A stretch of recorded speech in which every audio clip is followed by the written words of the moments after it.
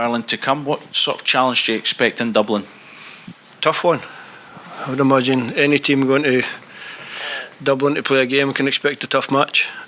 Obviously the last 2 games have gone against them, but only by 1 goal. Previous to that, a really good 8-game run where they went unbeaten. And within that 8-game run was Portugal and Belgium, so we expect a tough game. Yeah, people might look at the recent results. Do you think that'll make them more dangerous, or maybe you can take advantage of the way their form is just now? Well, they'll be wanting to get a foothold in the group.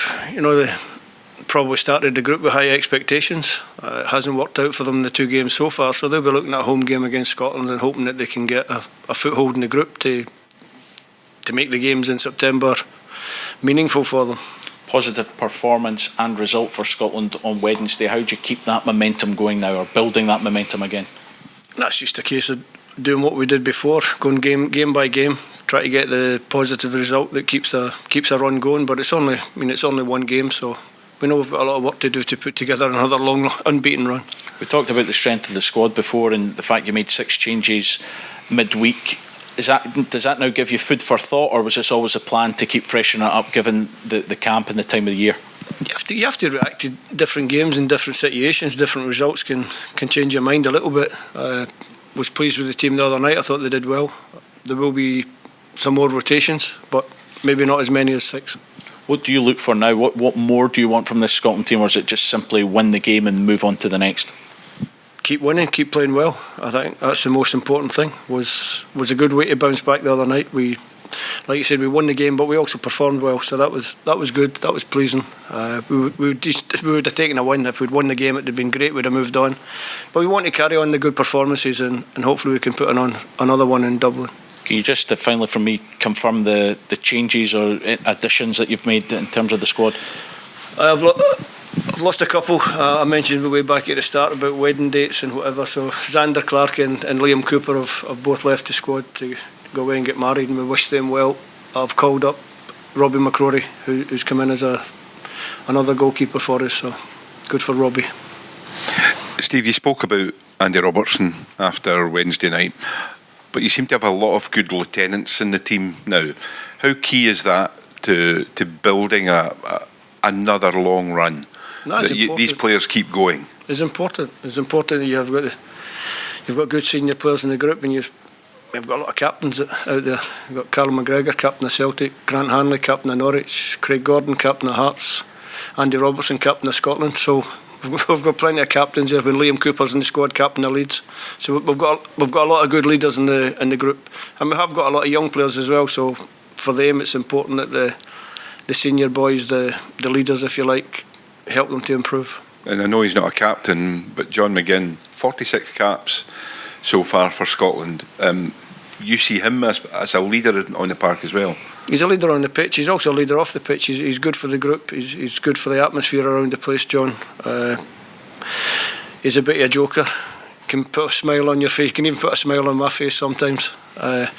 But he's not so much about that. He's just a good character, good to have around. And we're lucky with the squad of players that we've got, and that we've got a lot of really good characters in there. In terms of the players who made their debuts the other night, Anthony Ralston, for example, these are young players just coming into a squad. Now, a couple of years ago, I think Anthony being involved in Scotland, you could never have looked at that. What have you seen in him in particular that is giving you the confidence that he can do the job that you want him to do? Just progression. I think when you see somebody developing and coming on the way that Anthony Ralston has done in the last 12 months, you look at someone like that and think that they keep improving, and if they keep improving, then you have to give them the opportunity, and that's exactly what happened with Tony. And finally, for me, it's been a long, hard season, Steve. How much are you looking forward to a break after the Armenia game? Now, I'm looking forward to the next 2 games. Obviously, I get quite a lot of time off between camps, so when we're in camp, I love it. I love being involved. I love being around the players. I love thinking about training session, tactics, games coming up, watching videos. So for me, I enjoy these camps. I don't really look forward to the end of them, to be honest. So, holidays for me take care of themselves. But when I'm in camp, I enjoy my work. Not sure how much you've spoken about David Marshall's departure, Steve. Was that a surprise to you? It was a little bit. It was a little bit of a surprise. Certainly the timing in the middle of the camp. But listen, I had a good chat with David. His mind was made up shook hands. I thanked him for everything that he'd done for the national team and wished him well for the rest of his club career. Is there a chance in an emergency he would come back and help out? Have you spoke about that? No idea.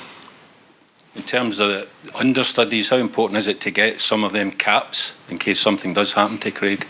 No, I think you have to look. It's difficult to just cap a player. Now, there's not too many friendlies around. At the right time, and if we have to do it, then I've got every confidence. If I had to put in Xander or Liam or Robbie, that they would certainly do the job. Going back to Ireland, I mean, how much pressure do you think's on them now that they've got off to a start which has included 2 defeats? I don't know, to be honest. It's probably a question for Stephen Kenny and not for me. We concentrate on ourselves. We'll go there and we'll try and put them under even more pressure. Do you consider yourself favourites for the game, Steve, considering, you were at the Euros last summer, they weren't, they're coming into the game on 2 losses, or is it even? Have they got the edge because it's at home? How do you see the game? I don't think it really matters. It's a game between 2 teams that will play British-style football. It'll be I'm not going to say it's a local derby, but it's a derby-type game. Sometimes you don't know what to expect. Favourites and not favourites and second favourites and whatever. I'll leave that to the bookmakers. Are these kind of games you look forward to?